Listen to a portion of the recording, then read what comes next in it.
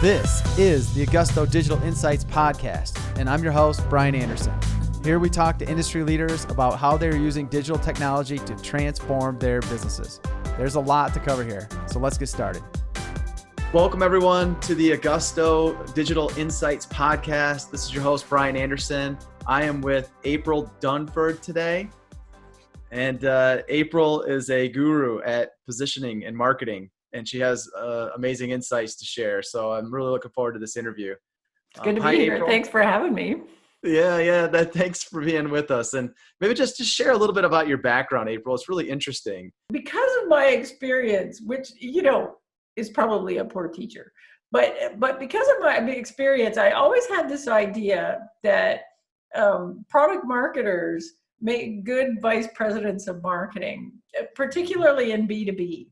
Because in order to be a really good product marketer, you need to know product pretty well, and you end up knowing a lot about customers. So a lot of the work that I did when I first got there was I worked on a customer reference program, and I also had a bunch of customer things, like we were doing case studies and quotes from customers and a bunch of things. So I spent my first 3 months at that job on the phone with customers. And interestingly, that really accelerated me in that work, because I came in being a bozo. Like, I didn't know anything. Like, I don't know anything about the job. I don't know anything about the product. But but after 6 months, I knew more about customers and what they were doing with our software and how they behaved than almost anybody on the team. So it made me feel senior, even though I was very, very junior. So I could talk with great confidence in a meeting full of people that, were way more senior than me and been with the company longer, and say, that's not what our customers do. And people in the room would be like, well, who the hell are you? And I'd be like, well, let me tell you, I have this customer and that customer and this customer and this customer. Who you talked to lately? Yeah. And that's how you win a fight. The software developer next door, right? Yeah. It's like, you're going to win the fight every time. Interestingly, the bigger company, because it was so mature, had very mature processes for go-to-market stuff. Like if we wanted to do a trade show, we didn't have to figure out how to do a trade show from scratch. We just plugged into the trade show mechanism that was already there. But what wasn't there was the deep expertise on our thing, and our thing was hot at the time. And so they wanted somebody in charge of the marketing department that really understood the customer, and that was me.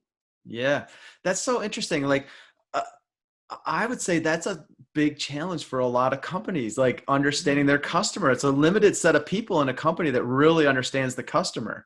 Well, and the crazy thing is it's in everyone's job description and no one's job description, right? Yeah. Like, so we're all supposed to be, understanding this stuff and doing this stuff, but in your day-to-day, like marketing's particularly bad. Like in your day-to-day of marketing, you actually have to figure out how you're going to work talking to some customers into your day. Yes. Because, building your go-to-market strategy doesn't require it.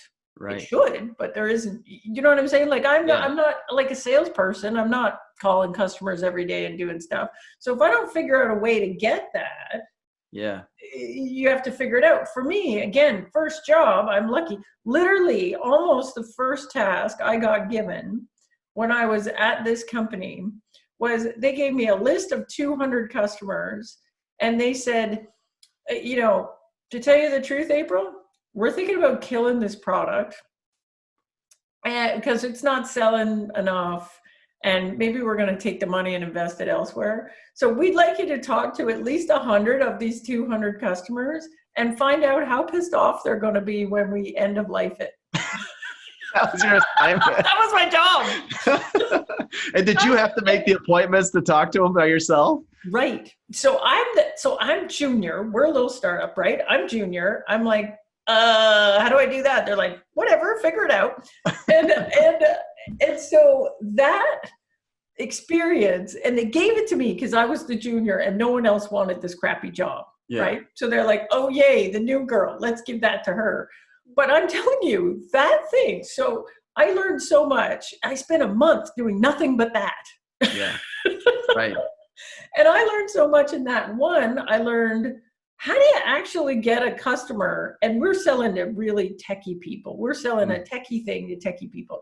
How do you get someone to return your call? Mm-hmm. And then when you get them on the phone, how do you get them talking? Because the trick with these calls was, it was very much like a customer discovery call.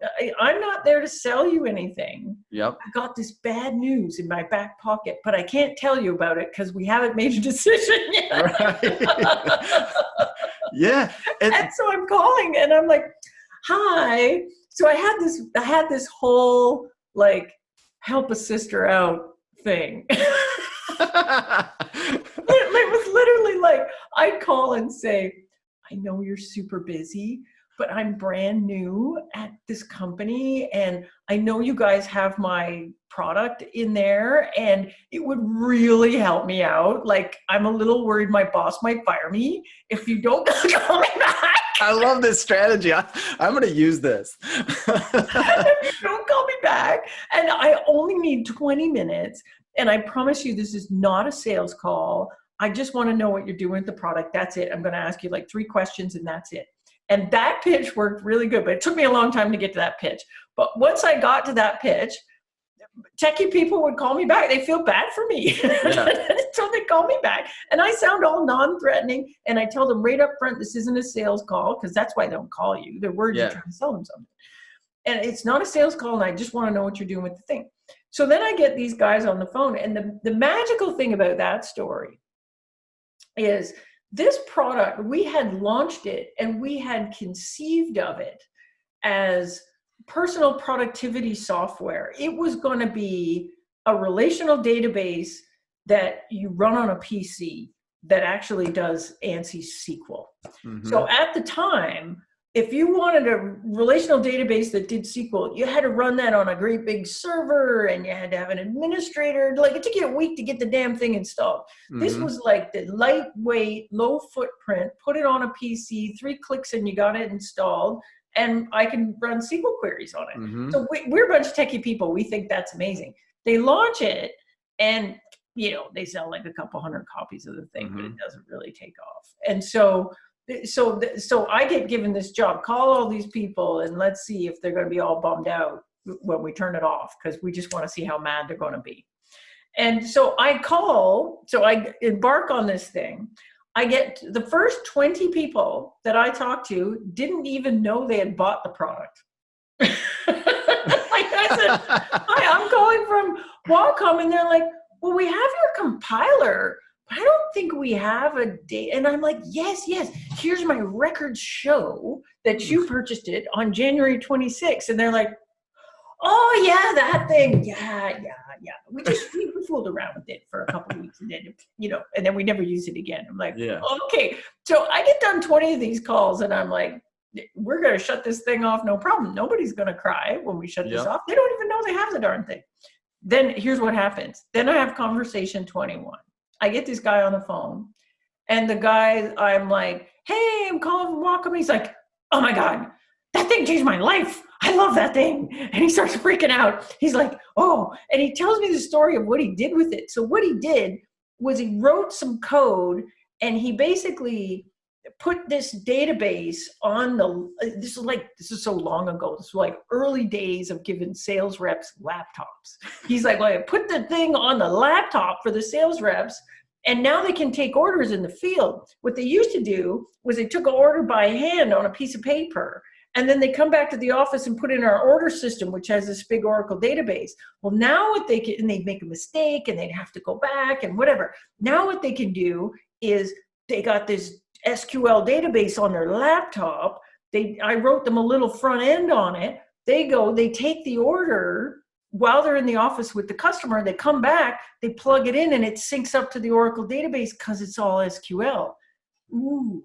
And I was like, well, that sounds cool, dude, but that's weird. Like, that's not what we built the thing for. And, and thanks for sharing. You're a weirdo, right? So I put it on my list like, yeah, okay, we got one guy. He's going to be pissed.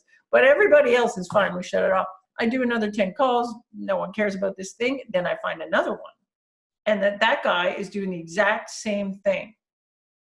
And I get 2 of them. So in the end, I did 100 calls and I got 5 of these guys that are doing this thing that we never imagined the product would do. So then I go and I have the conversation with my boss and the CEO and the whole senior team.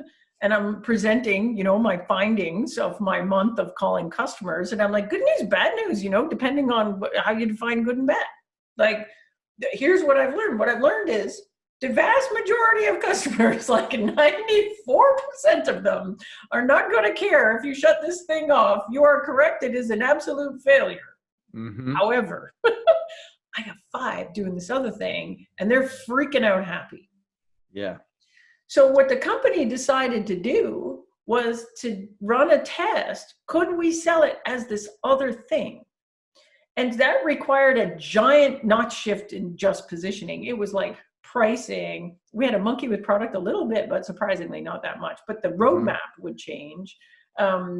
Pricing and packaging, like we were selling this thing one at a time. But if you wanted to sell it as a thing to arm, mobile people, you go in and sell the whole sales force. So you might sell them 10 at a time, 100 at a time. And then so the pricing would be different, the packaging would be different. And then the positioning is like, we'd be positioning it as an embeddable database for mobile devices, as opposed to personal productivity, Excel with SQL underneath it. So we tested it and the thing sold like nuts. Like the timing was perfect. Everybody was arming their salespeople with laptops, but everybody had this problem. All the systems are in-house. And how do I sync up what the reps doing out in the field with what's back in-house? And the answer was us. We got this little lightweight thing. You stick it underneath, syncs up with the Oracle back there. So the thing takes off. We grow like freaking crazy, nuts. Well, we end up getting acquired by Sybase, who at the time is like the big database company out in the valley. And the thing continues to go nuts and grow like crazy. And at its peak, that product line, which, it became several products, but at its peak, that product line was doing almost $1 billion in revenue a year. Oh my gosh. And we almost killed it because imagine if I had just done a survey. Yes. Imagine if I had just done a survey and said, will you be sad if this goes away? And 5 would have said no. And the other 95 would have said, you know what I'm saying? Like a survey would have never got us there. So I learned 2 things from that experience. One is talking to customers is kind of a magical superpower if you can figure out how to do it. 2, you're not smart enough to do a survey, April. You don't know what questions to ask because people are doing nut job things with your product you could never imagine in a million years. And the third thing I learned was the unhappy people can't teach you anything about positioning. The happy people, super happy people, customers, hold the key to everything. If you can figure out why those people are super happy, you got the keys to growth and figuring out, how do I get 1,000 of these? How do I get 10,000 of these? How do I get 1,000,000 of these? And then the last thing is you can have a product that is essentially super winner that looks like a dog because you don't know what you've got and the positioning is weak. That is so interesting. That's my story. So that was my first job, man. So from that, I was like, oh, this is the thing you have to figure out. If you want to crack this, this is how you do it. Yeah, and it was like the new kid right out of school, right? And you learn these lessons. Right? That's why you became the VP of marketing. Oh yeah, because those insights, like right? Genius. Not just being in the right seat. It's like, understanding customers, and it's interesting because like product, like engineering and product and marketing, right? It's like they all need to know who the customer is, Right. It's like, and they look at them at a little different angles, but like once you can center on that, like that's when the magic can happen. Normally, it's hard to do that. Like if I'm the brand new VP marketing, I got to basically stand back and say, I'm not making any decisions about nothing till I do X number of customer calls. Yes. Because I can't trust what everyone tells me. I can't trust what sales tells me because I don't know how to put it in context. And they will over-rotate on the last conversation they had and say, all customers are like this. And be like, no, just the last one you talked to. Mm-hmm. Yeah. Yeah. Like, Yep. I can't look at the data. I mean, the data is important and interesting, but it doesn't tell me the full story. Mm-hmm. And in order for me to do really good go-to-market planning, I need to know who loves my stuff and why. Mm-hmm. And the data often doesn't tell me that. Talking to sales alone won't tell me that. Talking to customer success doesn't tell me that. Looking at what programs on marketing are working and not working doesn't really tell me that. Mm-hmm. And so you got to figure out how to answer that question. And then once you understand that, then you're like, are we actually positioned for that? Mm-hmm. Or not? And a lot of times you aren't, because you're positioned for what the product was 2 years ago. You're positioned for what the market was 2 years ago. Mm-hmm. And everything's changed. And the only people that know it are your customers. Yeah. And the CEO or the leadership team of a company can be their vision, you know? And it's like, and then changing that is a process. It's a process. Well, then that's the next piece of it, right? Is like, so I started to noodle on this idea, like, this is such a powerful thing. How would we have known, other than me doing 100 calls, how would I have known without wasting a year and doing all this stuff that that database thing was actually an embeddable database for mobile devices and not personal productivity Excel killer? Mm-hmm. How could I have known that? And so I kept asking that question. Like, it soon became clear to me, this is positioning. That's what the marketing people call it, positioning. So good. How do I do positioning? And I embark on this journey to try to figure this out. And I read all these books and I've taken all these classes. And the first thing that hits me is, we know what positioning is. It was defined in 1982 by these guys, Rees and Trout, who wrote a book called Positioning: The Battle for Your Mind. It's amazing. Everyone should read it. But what that book does not tell you is how to do it. It just tells you what it is. If you need to do it, you were supposed to call them. They ran an advertising agency and they were going to do it for you. And I'm working at a crummy little startup. We can't afford to call anybody. Yeah. So I'm like, and they work with like Coke. Yeah. Right. So I'm like, okay, like, go away, Flea. Yeah, I'm not going to work with them. So I'm like, so wait, we have this fundamental, foundational concept, and no one knows how to do it. Like, we don't have a step 1, do this, step 2, do that, step 3, do this. That can't be true. So I keep looking for this thing. And the closest I ever got was if you go to marketing school, which I did later because I'm trying to get a crash course of marketing because now I'm a marketer. I go to this class at university and there's a module in there, positioning. We're going to teach us how to do positioning. Great. And the guy steps up and he puts up the positioning statement. And the positioning statement it's like a way of writing positioning down in a way. Mm-hmm. It's like Mad Libs. It's like this fill in the blanks sentence. We are a blank for blank that does blank, unlike blank. And you write in like, here's my target customers, and here's the market I'm in, and this is my differentiator, and these are my competitors. And you write it down, and it comes out this kind of gobbledygook English statement. Yep. And so the professor's up there, and he's explaining that, and I'm sitting in the back going, but wait, like, one of those blanks, for example, is market category. Mm-hmm. And I just finished repositioning this thing. Like, how do I know? Personal productivity software or embeddable database for mobile devices? How do I know which category is the best one? And as far as I can tell, any product in the land, I can position it in multiple market categories. So you can't just have a blank and say, write it down. Right. How does that work? So I'm at the back and put my hand up, hey, buddy, like, and I explain the whole thing. And I'm like, how's that work? And the guy, the professor, did this whole thing. Like, he gave me his whole, like, professor attitude thing. He's like, who said that? And I'm like, me, that's me at the back. Yeah, that's me. And I like you say, I just have to fill in the blank. And how do I know? Is it this one or this one? How do I know which one is the best market category? And he looks up his glasses at me, he looks up and he says, trust me, April, you'll just know. What a great answer. And that was the moment where I realized nobody knows. Nobody knows. It's the big secret. No one knows how to do this stuff. Maybe Rees and Trout, but they're not sharing. And no one else knows. The smart guy at marketing school doesn't know.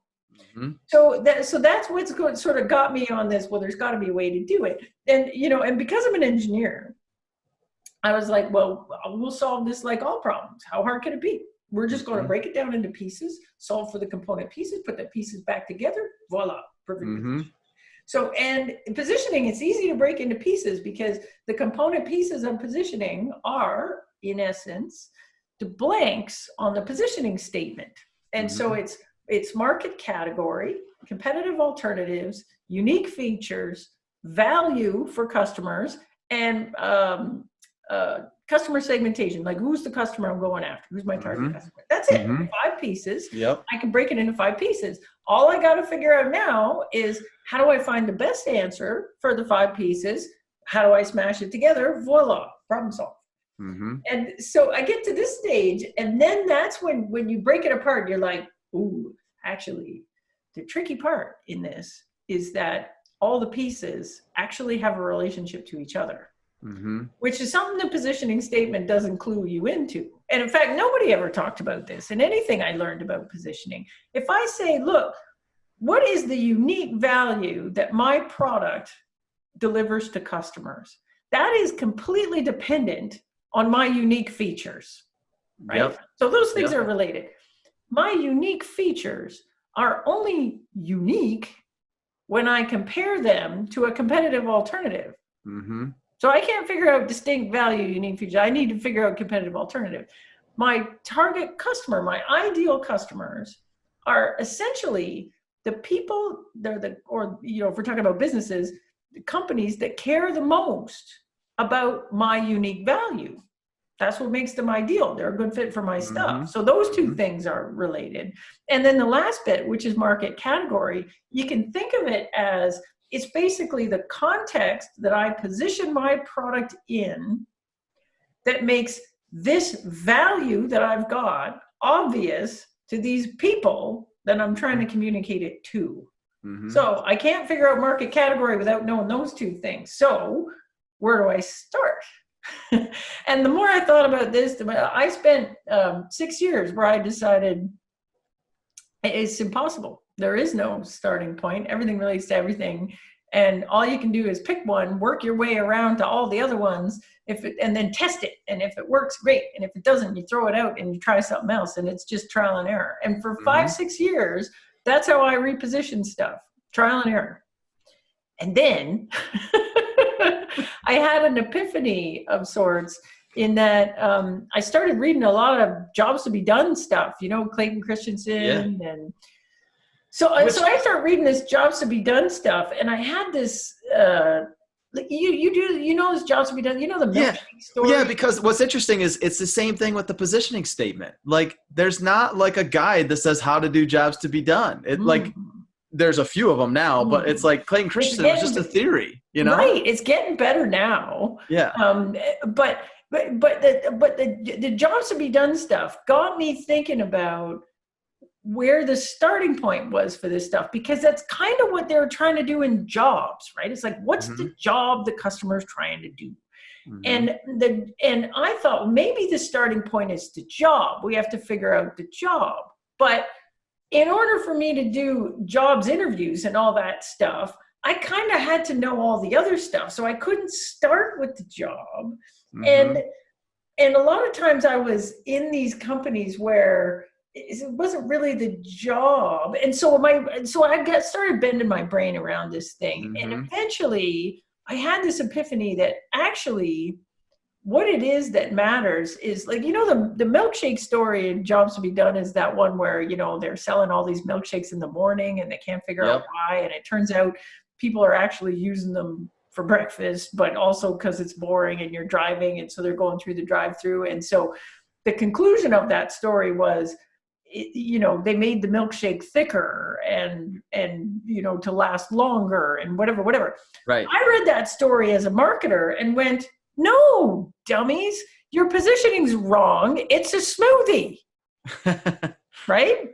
And you think your competition is soda, but your competition is actually Egg McMuffin. Mm-hmm. If you knew the right competition, then you'd build the right thing. And then I had this thing like, it's competitive alternative, not competitor, actual competitive alternative.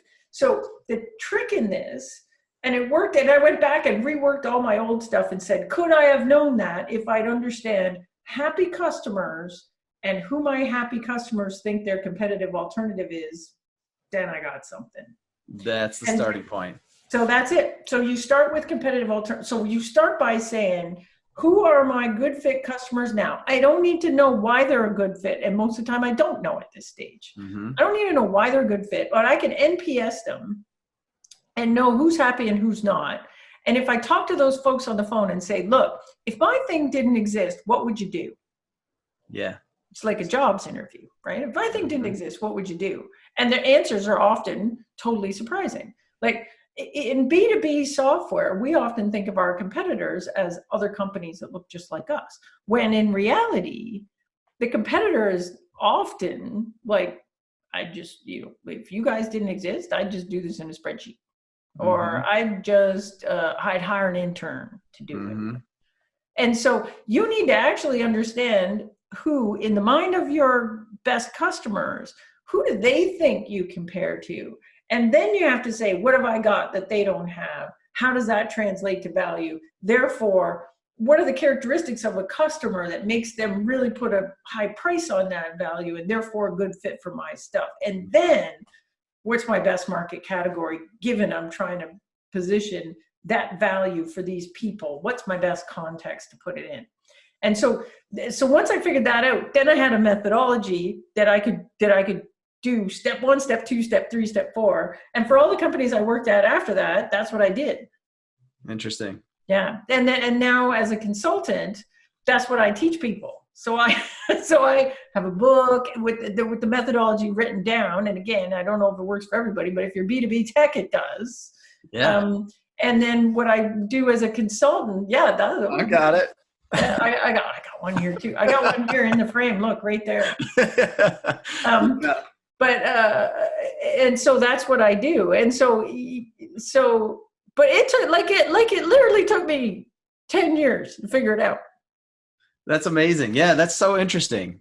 And it's tried and true. It's proven. You've actually well, it's proven for me. So I get lots of people that call me that are outside of where I've proven it, right? So they'll say, but I have this consumer tech thing. And I'm like, nah, I don't know. Yeah, right. I don't know if it works with consumer tech because I don't do consumer tech. Or sometimes I'll get people that are like, I've done a bunch, like a handful of B2B, but it's not tech. And it seems to work. But have I thoroughly tested it there? No. Yeah. But if you're B2B software, particularly B2B software that's a little more complex, like there's a salesperson involved, it works. Yeah, totally. Yeah, that's interesting. There's a lot of those companies out there. Yeah. So I've done like workshop wise, I've done more than 100 of these workshops as a consultant. And then I've got 16, 17 products I repositioned when I was in companies. So I feel like it works. That's great. Yeah. Maybe there's conditions where it doesn't. And at some point I'll hear about them. I'm sure if it doesn't work, people love to tell me. Yeah, I'd love to just a couple more minutes because it's so fun to talk to you about this stuff. It's like there's what are like some of those success stories? Like, you done it when you actually figured it out and you started doing it this way. Like, what are some of those successes? Or so the most recent one was a bit weird because normally I would come into a company after we already had some customer traction, and so the methodology kind of assumes that. But the last company where I was like an employee we had a little customer, like 2 customers basically. And it was enterprise software. And so we didn't follow the methodology exactly, but more or less. So we had raised money based on what I would call a positioning thesis. So the positioning thesis said this thing was going to be back office, omni-channel software for big retailers. And the value was it was going to allow you to do this omni-channel stuff like order online, pick up in store, or endless aisle shopping, or things that retailers can't do today because they have one stack for e-commerce and another stack for in-store. And so this thing was going to be the omni-channel glue in the middle. That was the thesis. And the thesis worked great with the VCs. Like, pitch it to the VCs, they love it. But it didn't work with customers for a lot of reasons. And this is quite common, that your thesis proves to be untrue. And so it was untrue mainly because and customers could not, there wasn't an obvious buyer. So our thesis was that there was always a head of omnichannel at these big retailers, and our thesis was that was the buyer. In practice, however, that person generally doesn't have a budget, and the budget sits either with e-commerce or in store. And if you're pitching a thing in the middle, nobody knows whose budget it should come out of, and you'll get stuck in evaluation limbo forever, and you'll never do a deal. So we went back to the drawing board, and we looked at the customer that we did have, and so I only got one happy customer, more or less. But if I look at the customer and see, well, what were they using it for, and what would the competitive comparable be for that? They were using it heavily in store, and how they were using it was as a way to give the in-store sales associates the power that came with understanding not just the information available to them in the in-store systems, but also the e-com stuff. And what it really did was it supercharged the sales associate. They could come in and like line up products like you do on a website and compare features, but do it in this kind of assisted way, like, let me help you.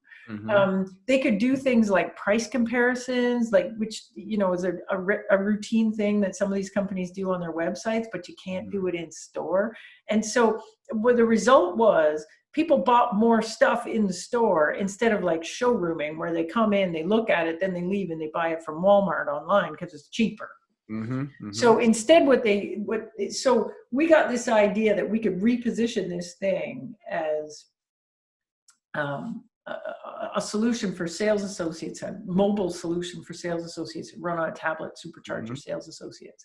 And that was quite successful. The longer term vision of what we wanted to be didn't change, because we were still longer term going to be this glue between the two. But the way we did a deal and how we positioned it for a customer completely changed. Same software, but a complete change in how we sold it, so that we had an obvious buyer, an obvious reason to buy it right now, obvious payback on doing it. Yeah, that's interesting. Yeah, there's so much to positioning. It's such a complicated topic too. And I think like you described it really well in the beginning, is it's like it starts with knowing your customers and like being willing to talk to them. And you got to know customers, but in particular, it's like, who loves you and why? Yeah. Who loves you and why? That's great. Who loves you and why? Well, it's been great. It's been great talking to you, April. I really enjoyed it. How do people learn more about what you're doing and get in touch? They can, my website is aprildunford.com. And so if they're interested, they could go there. The book is a good place to start because it kind of describes what the methodology is all about. And a lot of companies, read the book and then, use that as kind of a guide to do stuff internally. And then sometimes I work with companies, like I do a lot of positioning workshops where we spend a couple of days and we just work through the positioning with the senior team. Mm-hmm. And it's kind of an efficient way to kind of get through that process with the person that invented it. And that works pretty good. And now that we're all stuck in our houses, I'm running these things virtually and they work surprisingly well. Okay, cool. Yeah. New model. It is. Is it just you, or do you have more people that work and do the same kind of coaching? Oh, it's just me, and that's very on purpose.